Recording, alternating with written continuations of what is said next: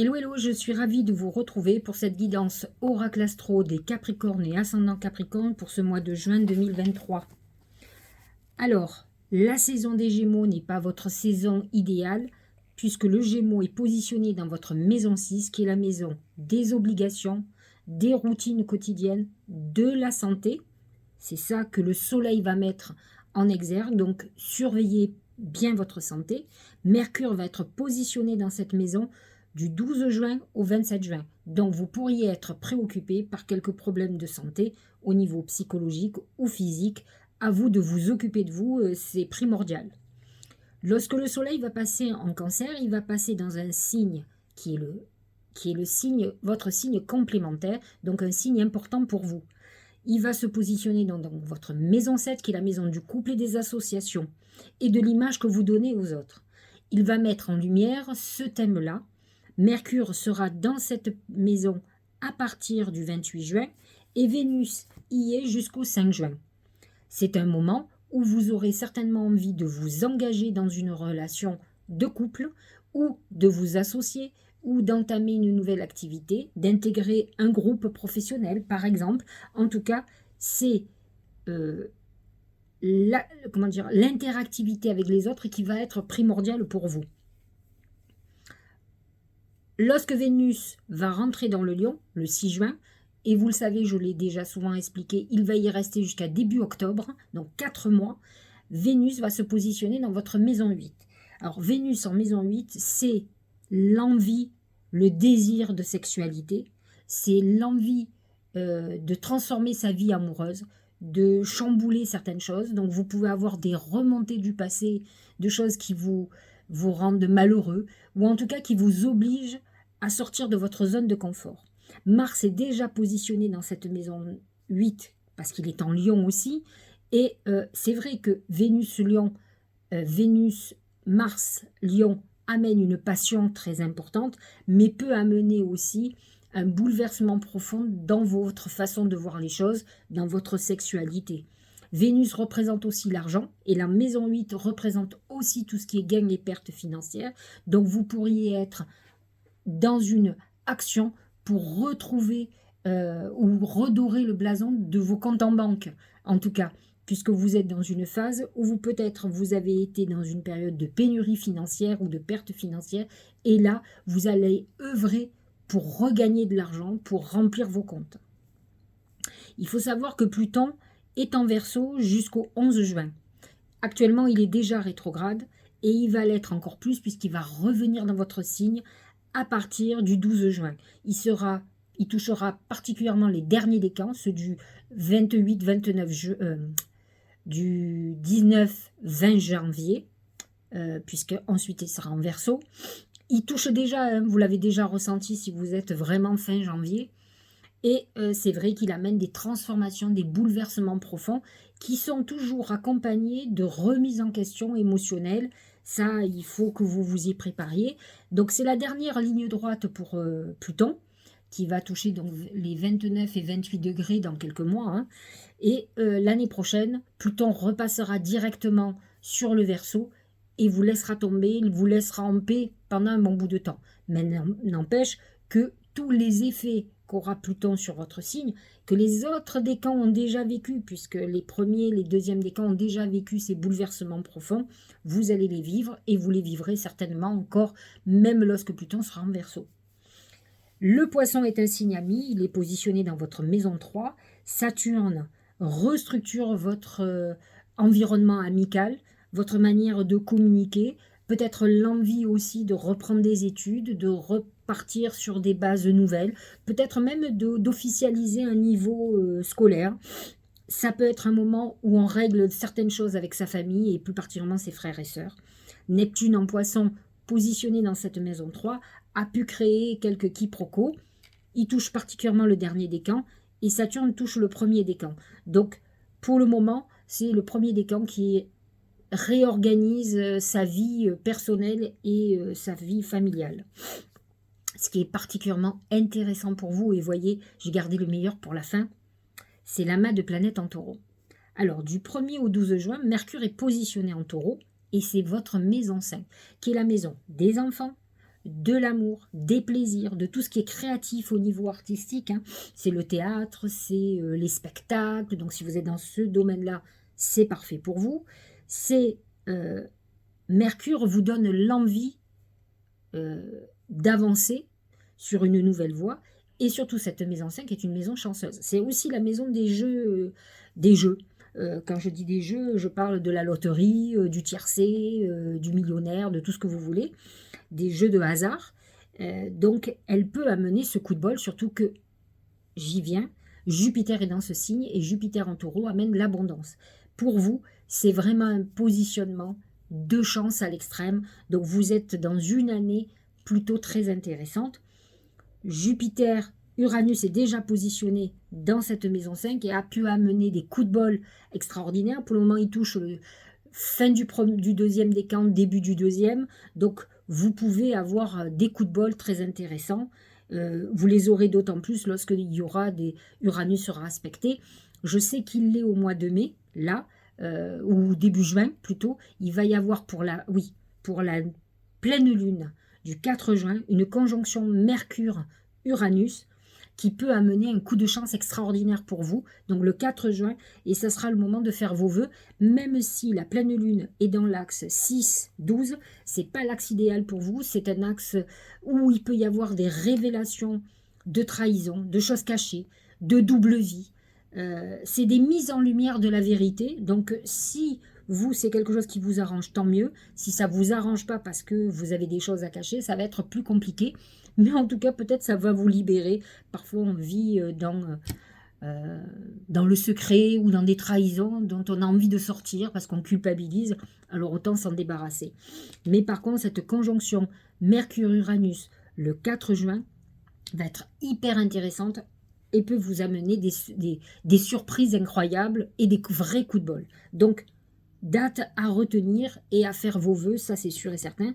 La nouvelle lune est en Gémeaux le 18 juin, donc positionnée dans votre maison 6, qui représente aussi votre travail quotidien, hein, le fait d'aller au boulot, de travailler quotidiennement. Cette maison 6 est à 26 degrés, donc elle touche le dernier décan. Elle va être en carré avec Neptune, puisque Neptune est à 27 degrés, donc c'est vrai qu'elle peut amener des problématiques de communication relationnelle pour vous. Ça peut être un moment délicat avec des gens membres de votre famille, frères, sœurs. En tout cas, voyez ce qui se passe au niveau d'obligations que vous pouvez avoir, par exemple, de famille ou d'obligations que vous avez vis-à-vis d'un frère ou d'une sœur qui peut-être va devenir très lourd et dont vous allez vouloir vous libérer. Et vous avez raison, parce que un frère et une sœur, c'est un frère et une sœur.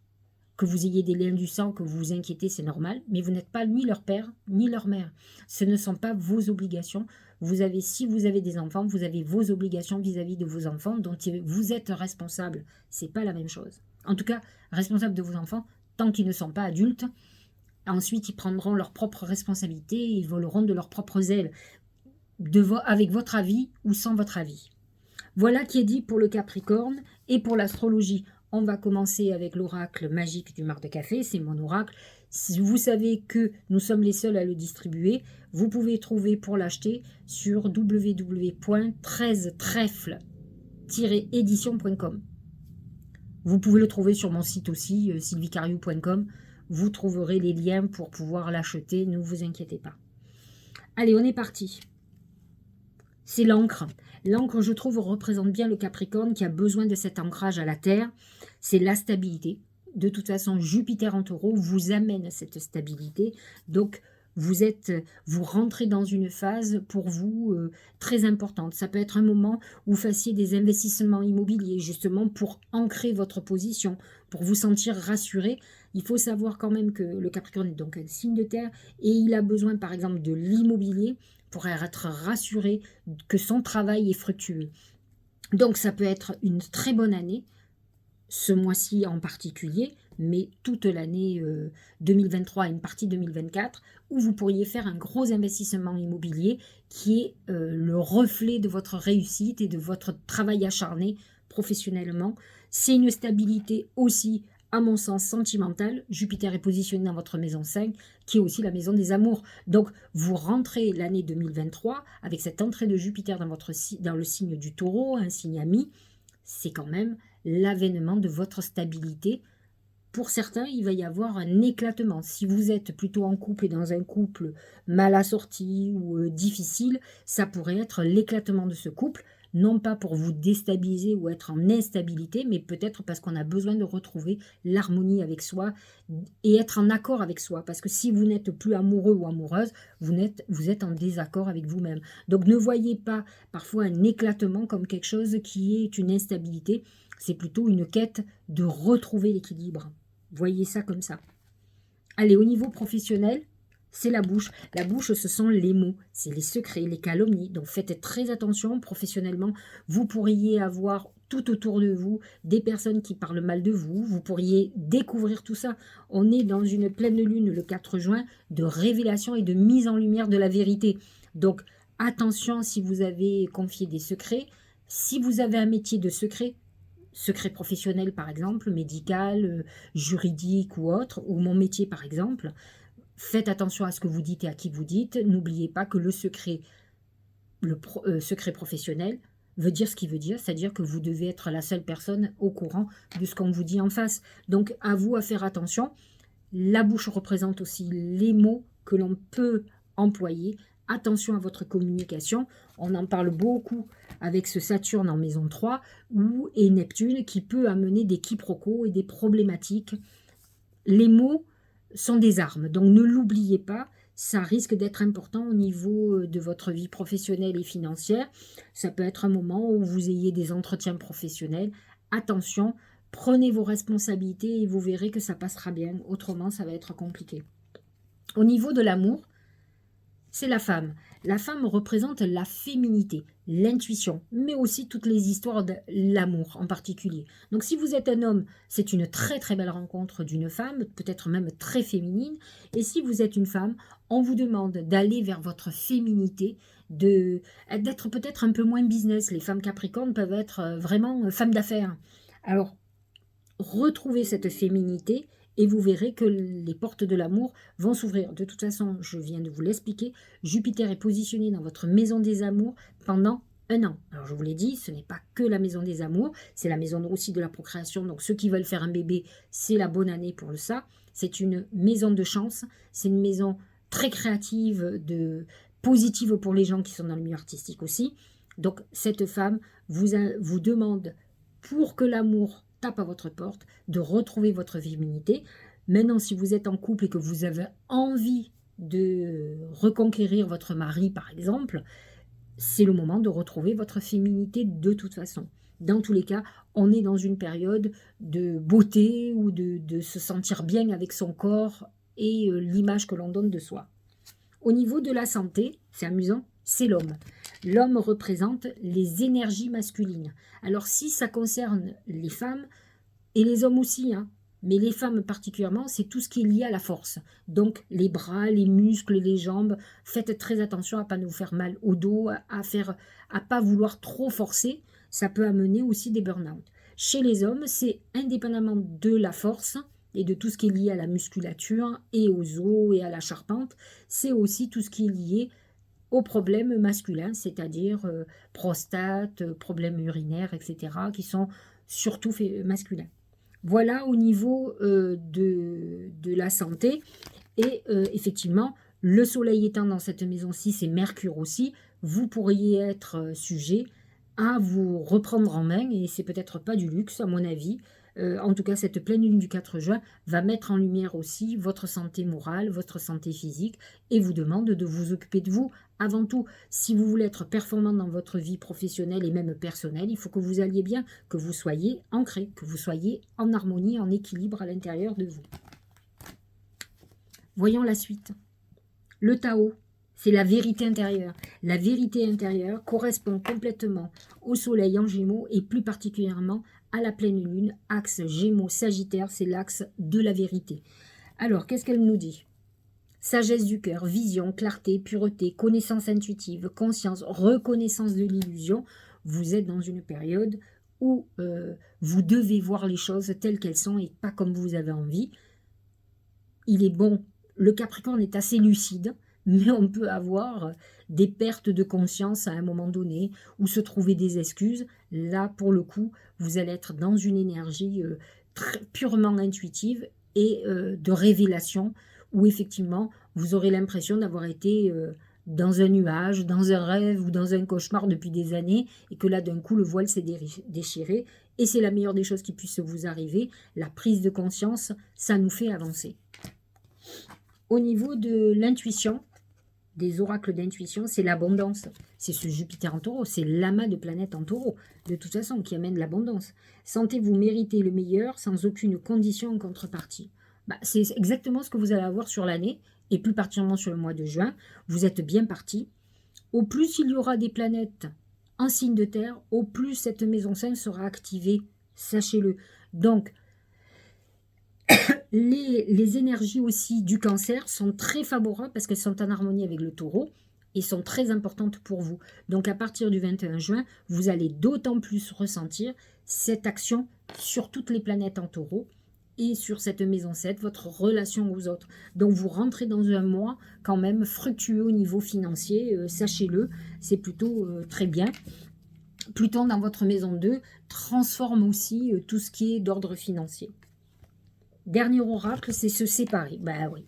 C'est vraiment les planètes en cancer, en maison 7, et ce Pluton quand même qui était en Capricorne depuis longtemps. Lâche prise, laisse aller, et défais-toi de cette personne, de cette situation qui te tire vers le bas. Mets de la distance, éloigne-toi, envole-toi vers la meilleure version de toi-même. C'est surtout, envole-toi vers ton équilibre, vers ton harmonie. Si tu es en déséquilibre, ce n'est pas la peine d'attendre 20 ans.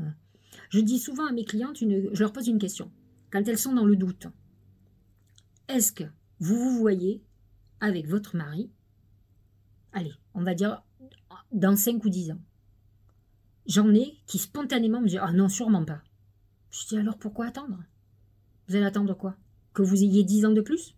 Même 5 ans de plus, selon l'âge que l'on a. 5 ans, c'est énorme. Vous avez assez perdu de temps. De toute façon, faire du mal, vous allez faire du mal. Alors, il vaut mieux le faire maintenant que ça soit un cataclysme, parce qu'au plus on attend, au plus l'univers s'en mêle.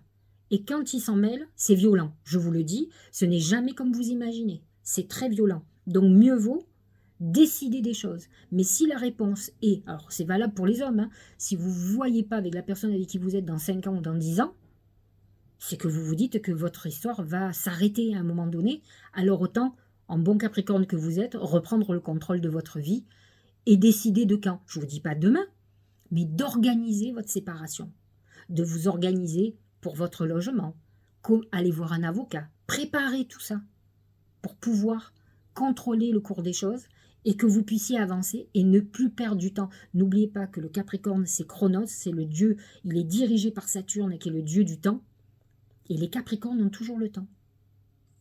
C'est la vieillesse. Donc un jour ou l'autre, ils se réveillent, ils se disent « Mais pourquoi j'ai laissé tout ce temps passer ?» Alors, ce n'est pas les seuls, mais eux particulièrement. Moi, j'ai des Capricornes autour de moi. Je me dis « Mais quand est-ce qu'ils vont se réveiller ?» Les années passent.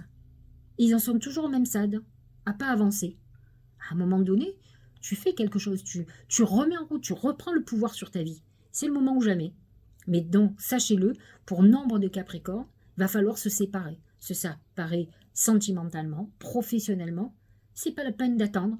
Organisez-vous et faites. Agissez. J'espère que cette guidance vous aura bien éclairé. Je vous souhaite un très bon mois de juin. Je vous dis à bientôt pour parler du mois de juillet et à la fin du mois.